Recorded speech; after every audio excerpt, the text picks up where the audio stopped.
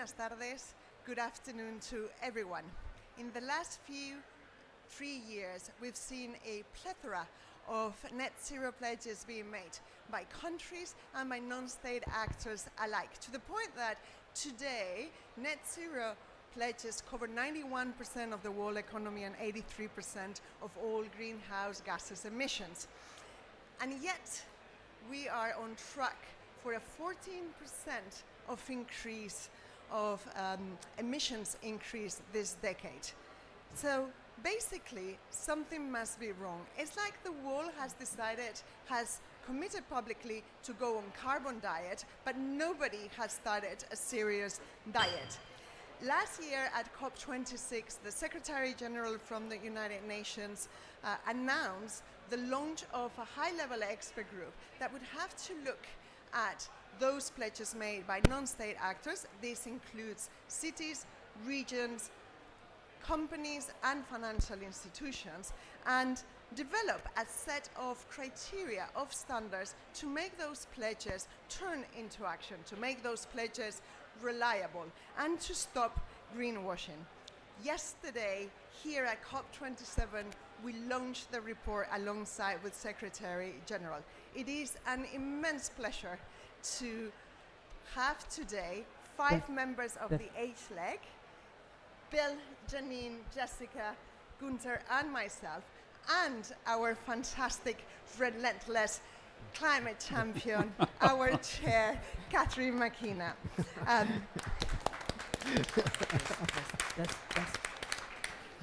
So how we're going to go about today is that we're going to first hear from Catherine, who is the former Canada's former Minister for the Environment, but also former Minister of Infrastructure and Communities, give us an overview of the work we've been doing and of our report, and then we'll move on to the panel, where we'll have a discussion on the 10 recommendations that we make in our report. Without further ado, Catherine, the floor is yours. Well, thank you, Helena. I could not be more pleased to be here at the Spanish Pavilion. Welcome everyone who's joining here, but also online.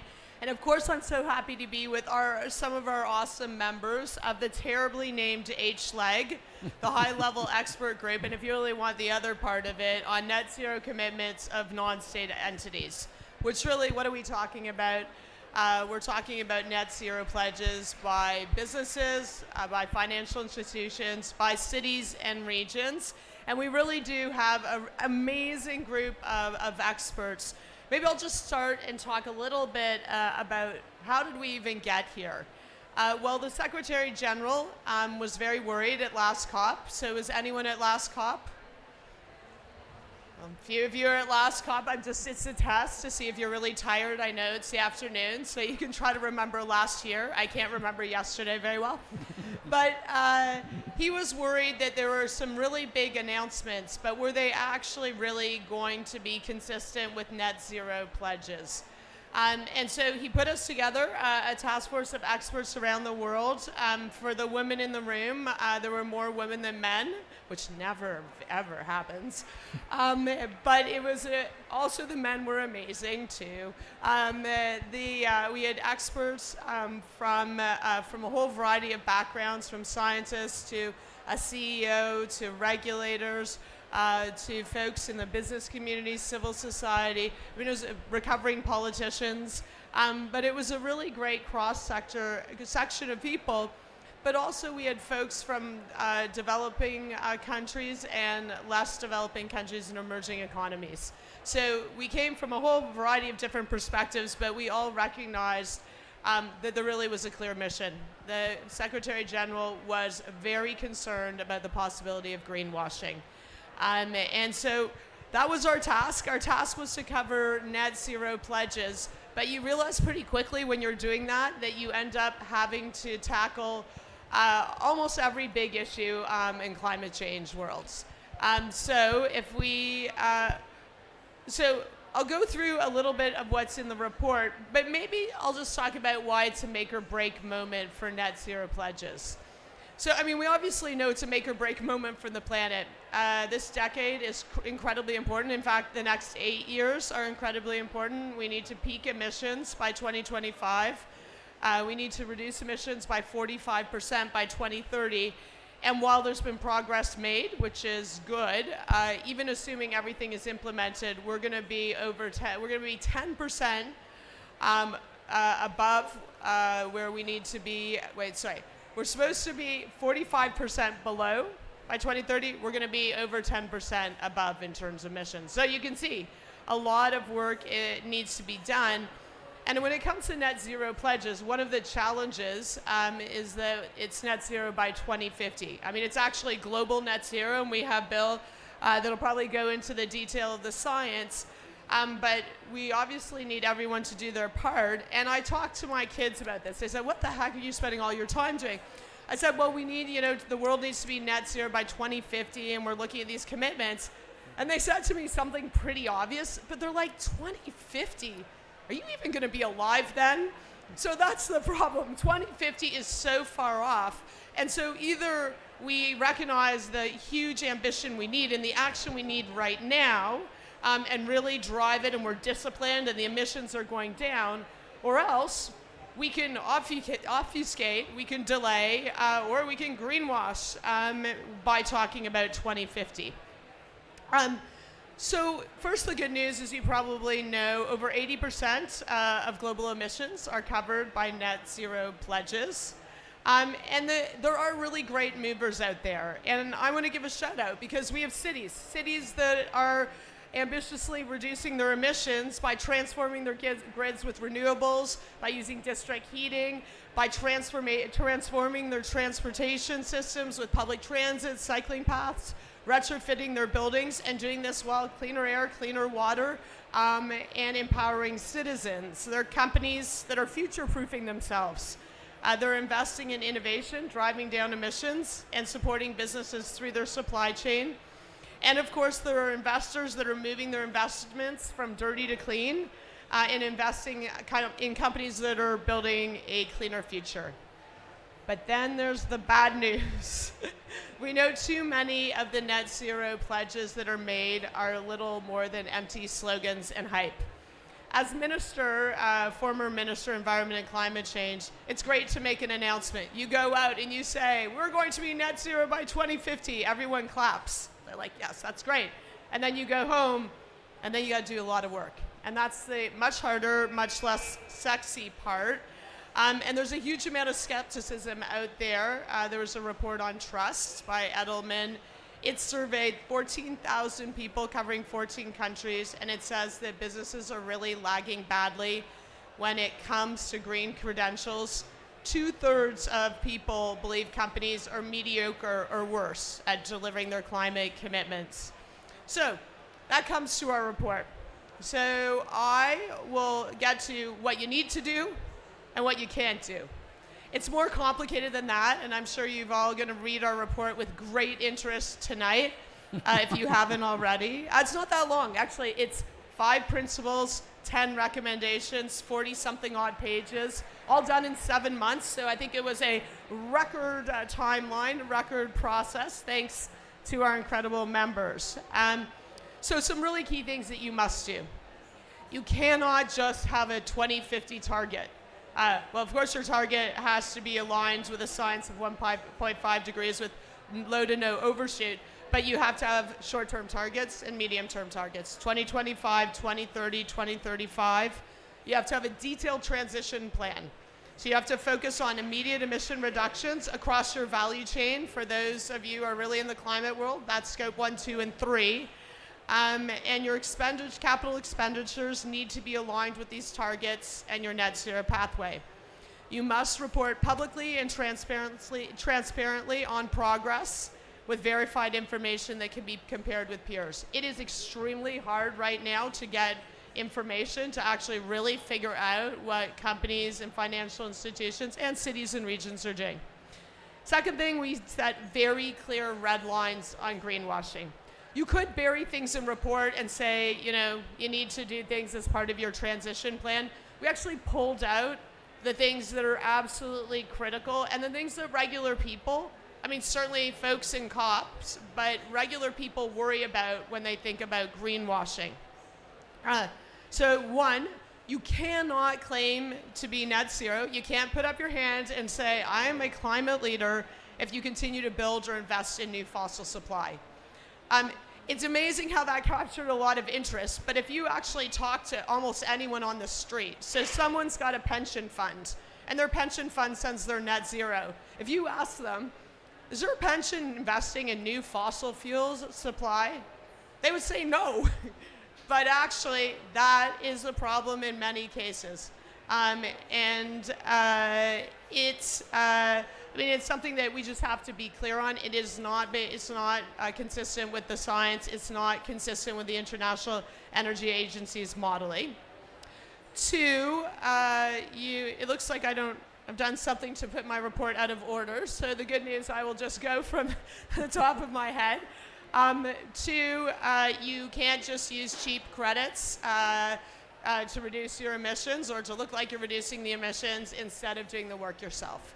I think that's a really big problem. As we know, credits often also lack integrity, and we've heard many examples of local communities, Indigenous peoples being hurt. There was a discussion in our group that credits have a role to play, not as a replacement, but possibly as an addition to doing the work you need to do across your net zero pathway, in particular to support decarbonization efforts in less developed countries. Three, you need to cover all your emissions. So I talked about that. You have to do scope 1, scope 2, scope 3, and you can't just say, well, the intensity of my emissions is going down.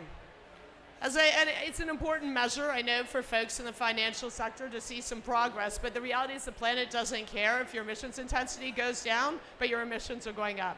Actual, absolute emissions need to go down. Another thing that I saw as minister was the issue around lobbying.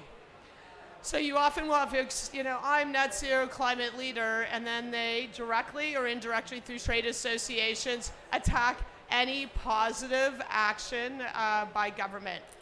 So we were clear, that's not consistent. If you're voluntarily going to say, I am committed to climate action, so is my business, can't be lobbying against climate action. Now, I should say, in Canada, we managed to get a price on pollution across the country. That was extremely hard. And I did get a coalition. First of all, we built on what cities and provinces were doing. 4 provinces in Canada had a carbon price, either a direct price or a market. But then we needed to get the business community. So I created the Carbon Pricing Leadership Coalition. And we had banks, we had consumer goods companies, manufacturing companies, and we also had one oil and gas company. And they actually said we need a price on pollution, and that creates the ambition loop. So instead of lobbying against, you should lobby for. So those are some of the highlights of the report. There are some other areas that Jessica will be talking about, just transitions, potentially also the finance piece. But at the end, and I don't know, Helena, is someone talking about the regulation piece? Yes. Good news. You have to regulate. You need to move from voluntary to regulatory. There are competitiveness issues because there are a lot of companies, especially privately held companies, state-owned enterprises, that don't have targets. Who can enforce this? It's a challenge. There are some mechanisms to enforce through voluntary initiatives, but really it's government that will help enforce. But that's really the highlights. I do hope you read it. I think more importantly, we hope people follow it. Because at the end of the day, we really need to be ambitious with climate action. And I feel like we can get there, but it's going to actually take rigor and discipline. And what we're setting out are actually things that are largely measurable. Emissions need to go down drastically, immediately, ambitiously. The money needs to flow from dirty to clean at scale now. And you need to ensure a just and equitable transition for all. But the last thing, since this is my last time, I do want to take the opportunity, first of all, to thank Helena. She is a tireless force. She says I am. She's a emails at all time of night. She's doing a lot of great work reaching out to regulators to get some excitement in this space.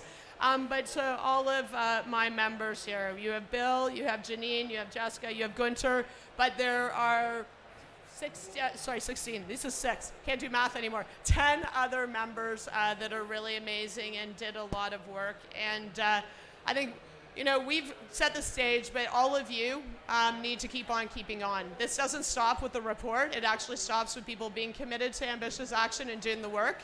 I'm a swimmer. As I said at the end of my section, what I learned from swimming, you have an ambitious goal, you put your head down, you work hard, and you drive for the finish. So that's what we all need to do, and we'll get there. Thank you. Thank you.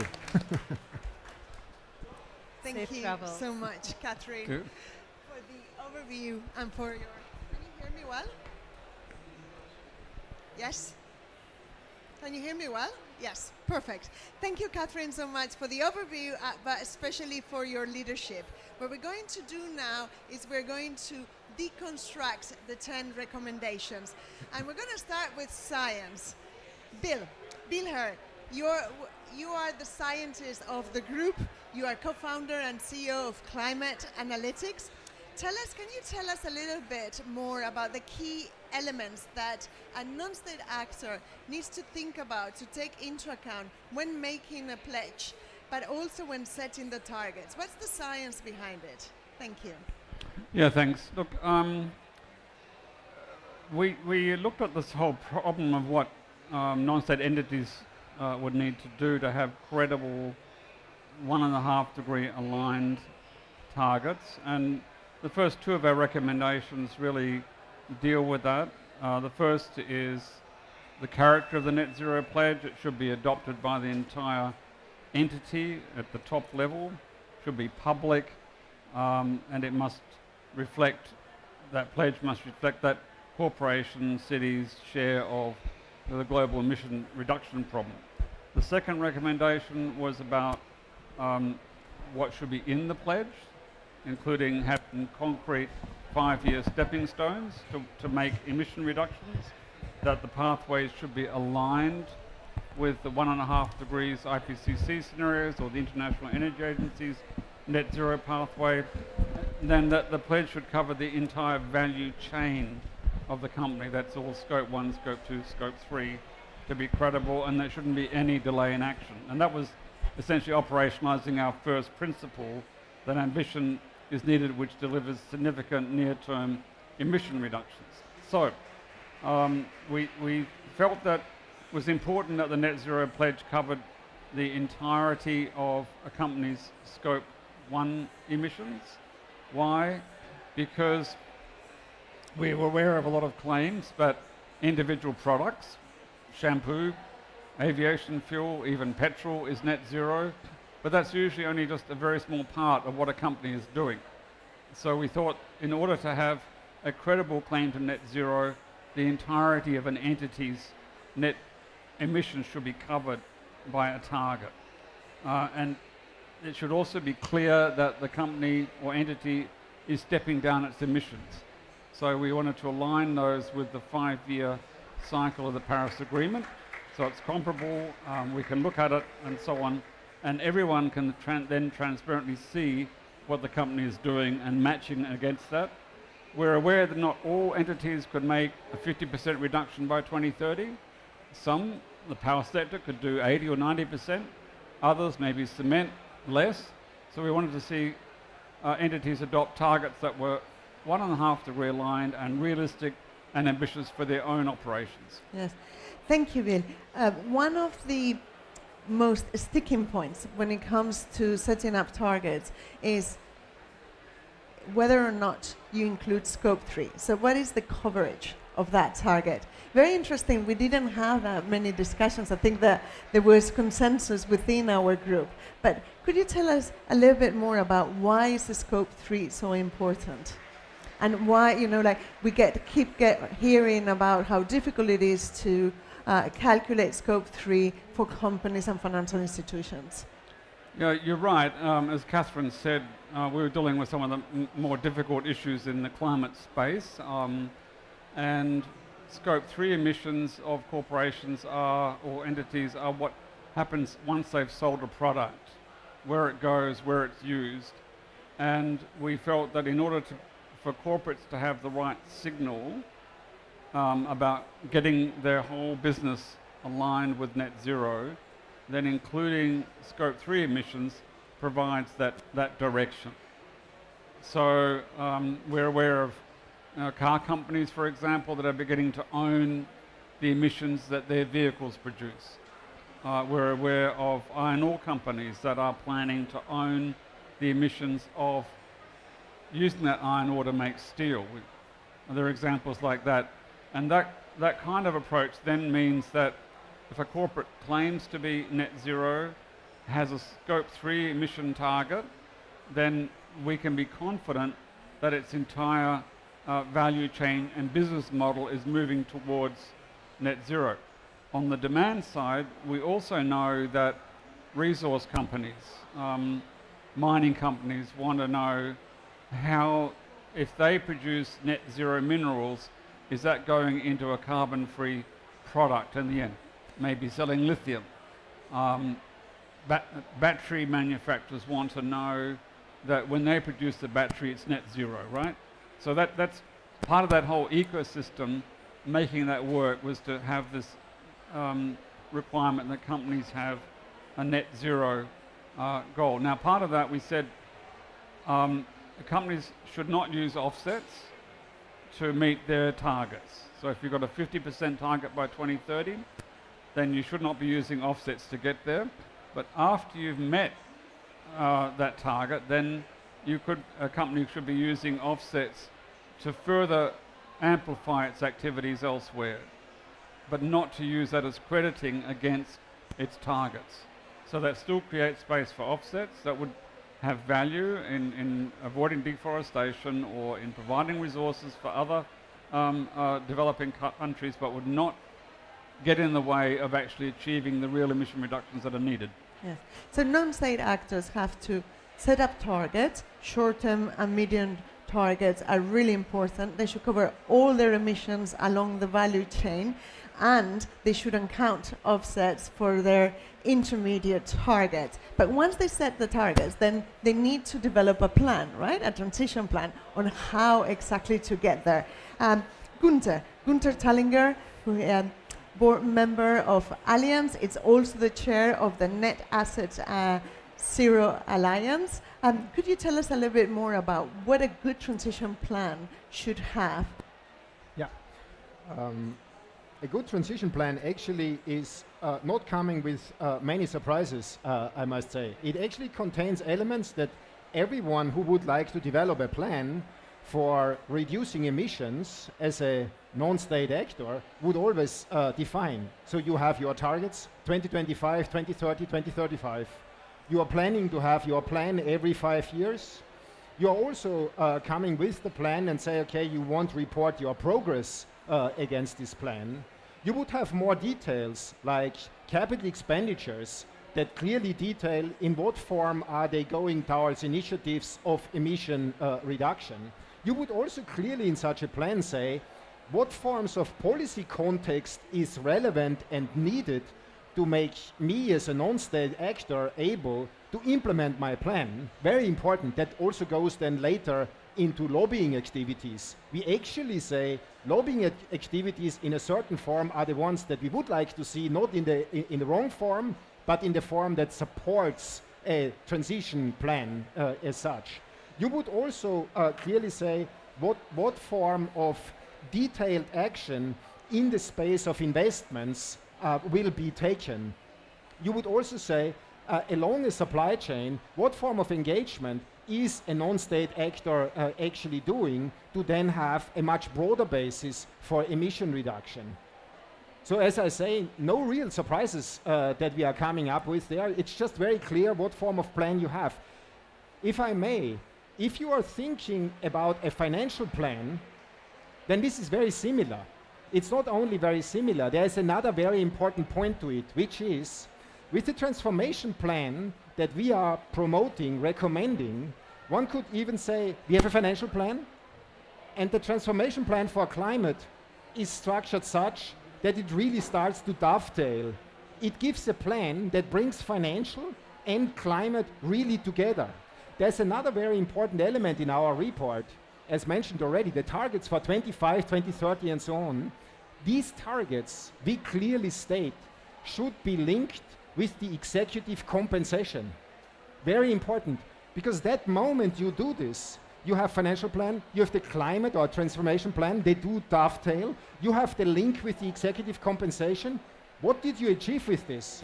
All of a sudden, the decision making of the non-state actor fully integrates climate. You really have enhanced the decision making away from financials to financials integrating climate. A very important step. One could even think of this is a way of getting towards a sustainable form of capitalism. I know this is very far out. We talk only climate, not sustainability at large, but it indicates what is possible. And this is why the transformation plan as such is such an important element of the entire recommendation set. So Gunther, transition plan and financial plans need to go hand in hand, and transition plans need to be detailed, comprehensive, and they need to ensure that there is consistency across the business operations. Now, what about reporting? Because one of the things we realize is that very few non-state actors actually report on progress, and when they do, it's not in a standardized manner. So it's very hard to compare progress between different non-state actors, and sometimes even to assess progress, individual progress. So can you tell us a little bit more about accountability? Yeah, you are very right. The progress reporting is lacking, one must say. Now, very importantly, I believe we all welcome that there is progress reporting already happening. Absolutely. We would clearly say progress reporting needs to be done on an annual basis against the plan that is defined. Again, is this surprising for anybody? No, it's not. It is exactly what you would expect for a financial plan. So this is the progress reporting, but we also would like to achieve that this is exactly as Helena says, it starts to become standardized so that we can compare, in an ideal world, can even aggregate, and with this, we may be able to actually have a basis for governments and their NDCs, because they have standardized reporting, then they can start to add this up and can see how does this fit. So the standardization of the reporting is really quite elementary, and this is why we think the report can help a lot to go in that direction. Later we will talk, of course, about regulation. We do hope that this even fosters a form of homogeneous regulation, not a regulation in every place separately, but they can take the report as a homogeneous basis for this. Thank you, Gunther. One thing that you would realize when you read the report, because you are all going to read it, correct, is that we gave Just Transition a very prominent role in our report. Jessica Omukuti, Research Fellow at Oxford Net Zero Institute for Science Innovation. Could you explain our audience why we gave Just Transition such a prominent role, and what exactly were our recommendations in relation to Just Transition? Thank you, Elena. Can you hear me? No. Can you hear me now? No. Can you? We're having a small technical problem.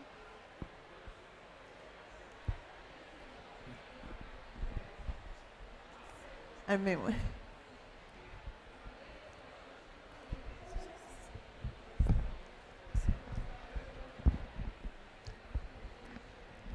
Okay, how is that? Perfect. yes, Better? that's much better. Okay, so thanks, Elena. So when we first convened, Jessica, you need to put it Better? closer. There we go. okay, when we first convened, we recognized that there'd been, as Catherine mentioned, that there'd been a lot of commitments by corporations, but there was a very huge geographical divide. For example, we had commitments from global north corporations, but very little commitments from global south corporations. But also, we realized that even though there was financial commitments to decarbonize the economy, these were more likely to not flow to the global south. And so we decided that we needed to embed just transitions into the recommendations. And so one way we're doing this is ensuring that commitments for net zero actually address the financing issues that are experienced in developing countries. For example, we've seen reports that say that there's a need for about more than 3 trillion of investments to actually achieve the just transitions that are identified in the NDCs, but also to reach our 1.5 goal for temperature. And so, so the recommendations particularly request that corporations, financial institutions, and cities that are making net zero commitments identify how they will work with countries in the global south, particularly for corporations, for financial institutions. If you have operations in the global south, you have to identify how you will make investments in those countries. But also just transitions is reflected in the recognition of the importance of nature, the importance of forests, but also the importance of ensuring that investments account for the needs of those who are most vulnerable, but also those who are affected by decarbonization activities. Thank you, Jessica. Yeah. One of the, I guess, another of element that we also reinforced in our report, it's the importance of nature and protection of the ecosystems. I think in the last years, the science has been unequivocal when it comes to the interdependence between the different environmental objectives. Let me turn to you, Janine. Janine Felson, a truly climate champion and ambassador for Belize. Could you tell us a little bit more about our recommendations in relation to protecting nature and ecosystems in a just transition?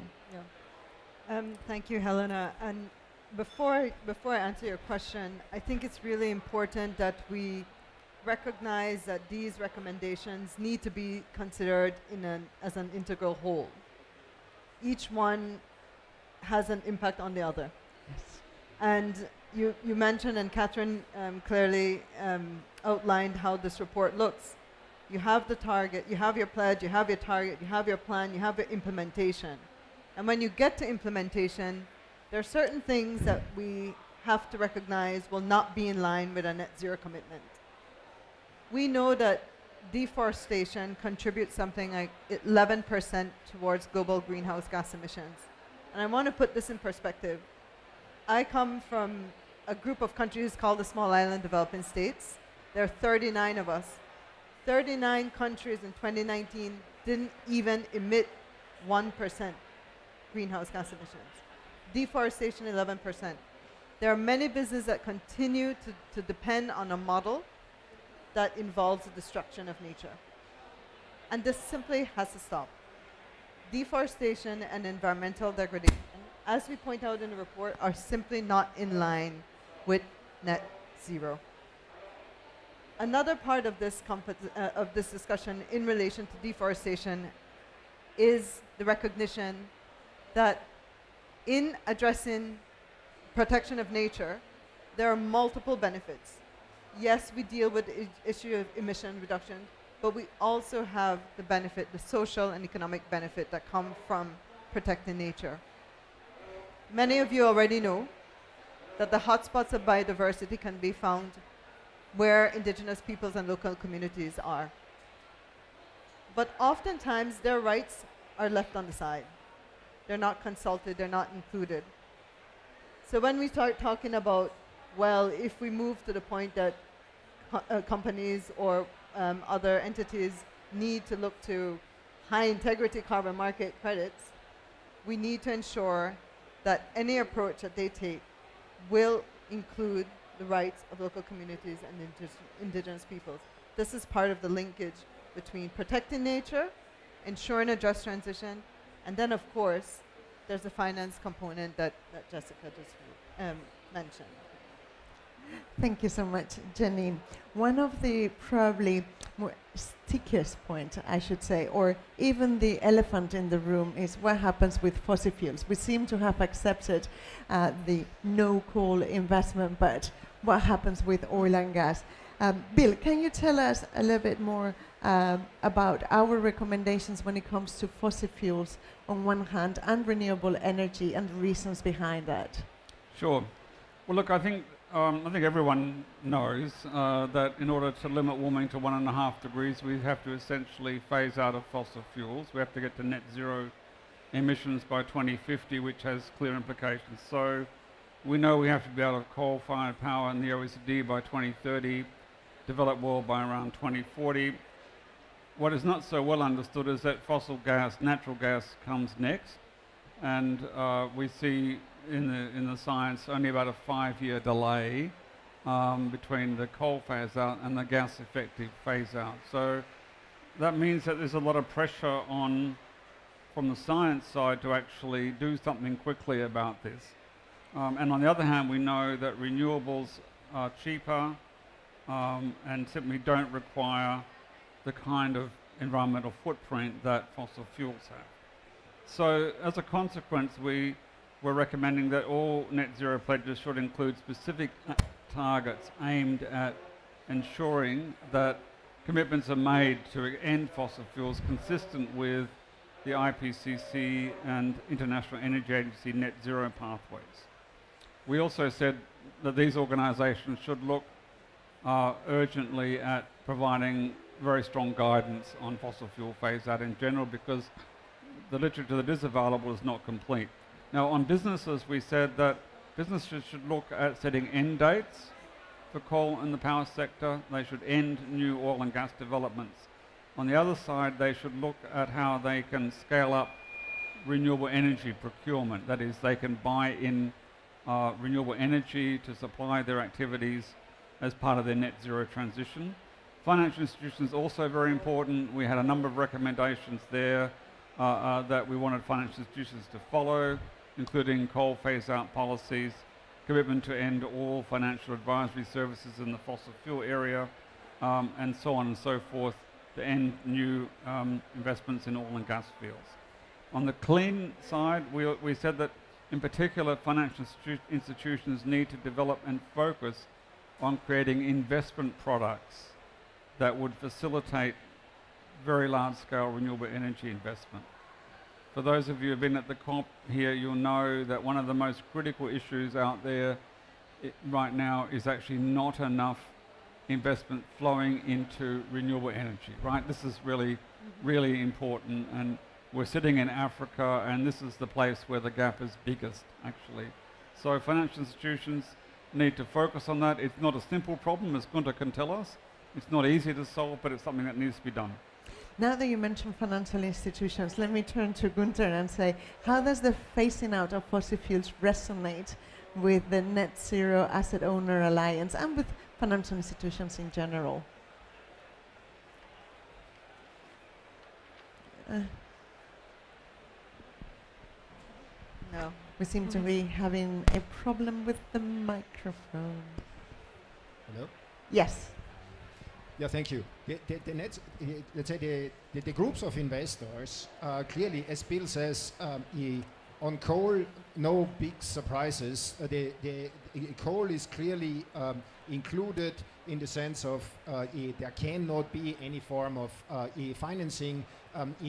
Clearly there need to be actually a following through on what the OECD clearly defines. You may have in mind 2030, 2040, how we actually need to get out of coal across the globe.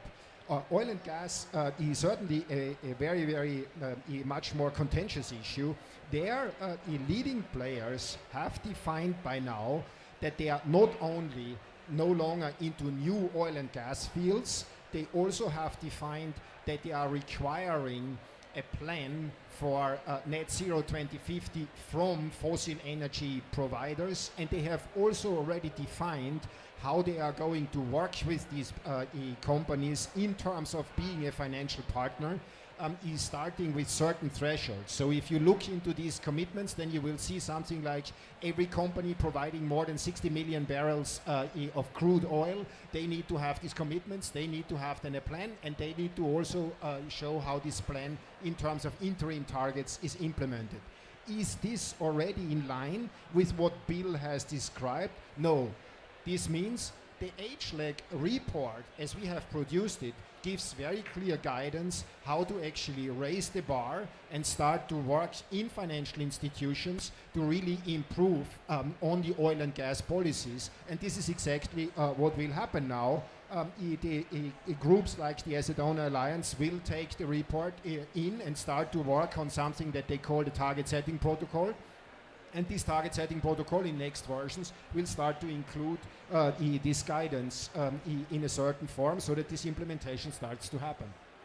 Thank you, Gunther. I'm conscious that you need to leave. So before you leave, very quickly, we said non-state actors need to set the pledges, the targets, explain the transition plans, and report on progress. But how do we know that what they're saying, what they're telling us, is actually credible and we can trust them? Yeah, this is actually something that, if I may say, the financial industry requires for quite some time. The reporting needs to have assurance. We need to really talk back a little bit to the plan discussion that we just had before and the progress reporting. We need to talk about auditing like we know it in financial reporting. There need to be, let's say, a form of an auditing on the whole climate reporting so that the quality is really there. We need to have at least, let's say, at a certain point in time, reasonable assurance for those of you who are in these accounting terms. And then we, at a certain point in time, need to have the full auditing so that these type of reports are, let's say, fully reliable and can be used in a very, very efficient form. You should imagine today, and can be used in a very, very efficient form. You should imagine today, the work looks as follows. Financial institutions and companies work together in a process that they call engagement, meaning they have a dialogue, they talk about the data that is available, they look into this, have their own analytics, which is good. But this is not efficient, it is not scalable, and it is by no means what we know, once again, with the normal financial reporting. We want to go back with climate, what we know already in the financial reporting anyways, and therefore the assurance very soon needs to meet also that level. And leading players are doing this already. Many companies have clearly on their climate reporting reasonable assurance from their auditors. Thank you, Gunther. When it comes to companies, financial and non-financial companies, our report very much focuses on the largest, on the world's largest privately listed, state-owned, but also obviously publicly listed. But what happens with SMEs? What happens with that small, medium enterprises that they are so key in the global supply chain? Janine, can you tell us a little bit more about our recommendations, and how we have approached the wall of SMEs and micro enterprises? Well, I think it's important that the report recognizes that integral role of the SMEs. And as it states, SMEs and micro enterprises represent 90% of businesses and more than 50% of employment. Another statistic that I think is interesting from a developing country perspective is that in ASEAN countries, SMEs account for 97% of all enterprises, 69% of employment, and 41% of GDP of those countries. So they do have an integral role, not only in the context of supply chains, but also in relation to economic growth, job creation, local development, inclusion, and social cohesion. They have to be a part of our collective efforts towards net zero. And in recognition that oftentimes they're the ones that will face the challenges, whether it's in relation to data, whether it's in relation to innovation assets, whether it's in relation to finance. The report takes a perspective that they will need support. They're going to be partners in this effort, and if they're going to be partners, we have to have a level playing field for everyone to be able to participate, and they will need support. So in order to address some of these challenges, the report does recognize that there are initiatives already underway to look at how they can address the needs in terms of access to finance. Mm-hmm. But we also make a recommendation in our pathway forward to ensure that we could look at how you could complement those efforts to address their financial needs with non-financial support to build up their capacity in data, to be able to put forward plans, to be able to verify those plans, and to be able to make a credible contribution to net zero. Yeah. Thank You're you. absolutely right. And if I may, not only in developing countries, but SMEs across the world are going to need support. Absolutely. Because sometimes we forget that when a large company is committing to net zero, that includes the scope 3. And Right. all those SMEs are going to feel the pressure from that large company to also reduce their emissions. Now, Bill, you touch upon carbon credits, but would you like to share with us anything else about carbon credits that we recommend? Oh, you think we said it all? No, well, let's just say, I think we talked a lot about carbon offsets, right? And I think one thing that people really need to have in mind is a little bit of science, that when you add a ton of CO2 to the atmosphere from fossil fuels, then after 100 years, 40% of that will remain in the atmosphere. After 1,000 years, around 25%, and after 10,000 years, around 20%. Now, what that means is that a ton of fossil CO2 added to the atmosphere will heat the planet for a very, very, very long time. Now, offsets are usually set on a permanent basis of 25, 40, 50, 60 years, right? So that means that unless an offset is truly permanent and it's real and additional, then it cannot actually offset a ton of fossil CO2 emissions. That's one of the critical issues with offsets. So the permanence requirement is really quite fundamental. And that's one of the reasons why scientists are very skeptical about the use of carbon offsets. So when you think about carbon offsets, remember 2 words, additionality and permanence. And then may I include a third one, which is high quality, from an integra, from a social and environmental perspective. Jessica, can you tell us what is the experience on the ground on how those offsetting or those carbon credits are being deployed? So companies are really excited about offsets. Most of the non-state entities that are making commitments have offsets included in them. We just completed a tracking of Africa's 250 largest publicly listed companies, and a half of those have emission targets, which is quite interesting, and about a half that have targets talk about using offsets. Another proportion of them do not really specify whether they use offsets or not, and so we see offsets increasingly making a very huge component in companies' emission targets. But then what we find is that most of these are based on offsets that are not really high quality.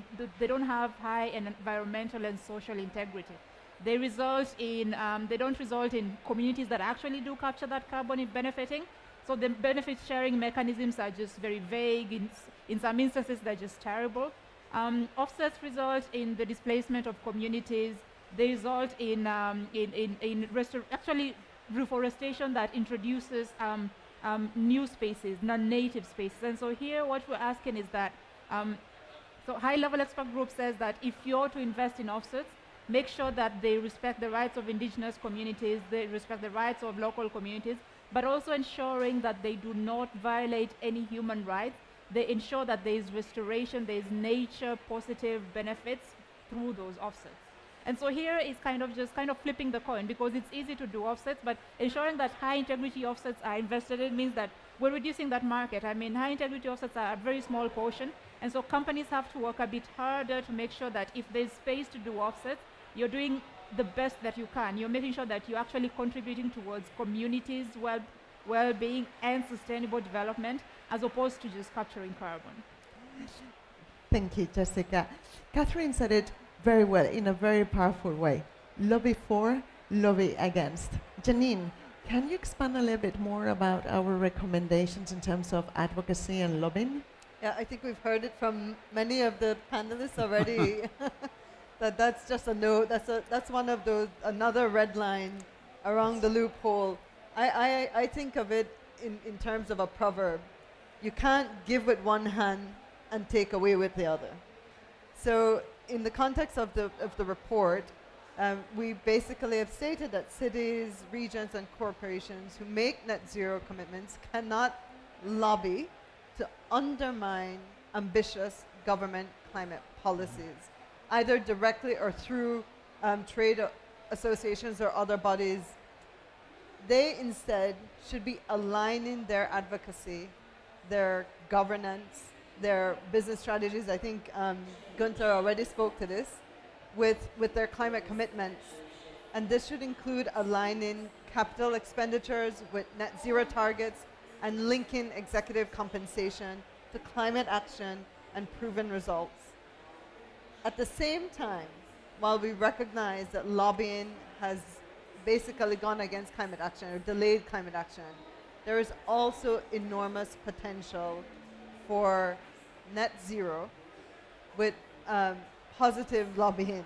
So using the power, lobbying power, to do good, to influence decision making that will accelerate emissions reduction.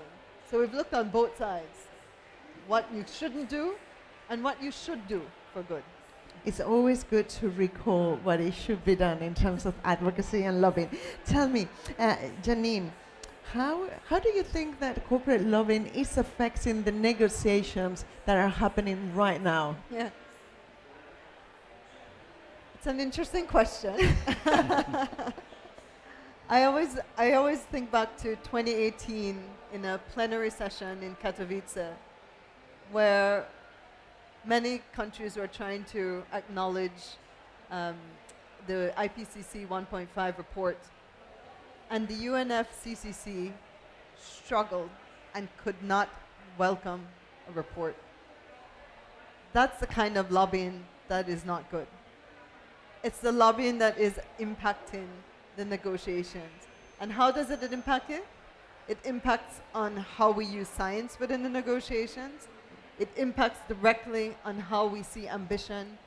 And specific to this negotiation, it's impacting on how we actually get that 1.5 narrative, which we spoke about just last year in Glasgow, confirmed here, and avoid any backtracking. Actually, one of the ways corporate lobbying affects is by trying to impede forward-looking ambitious regulation. And we're coming to the end of our webinar, but of course we cannot close it without not talking about regulation. Jessica, can you tell us what are our recommendations on regulation?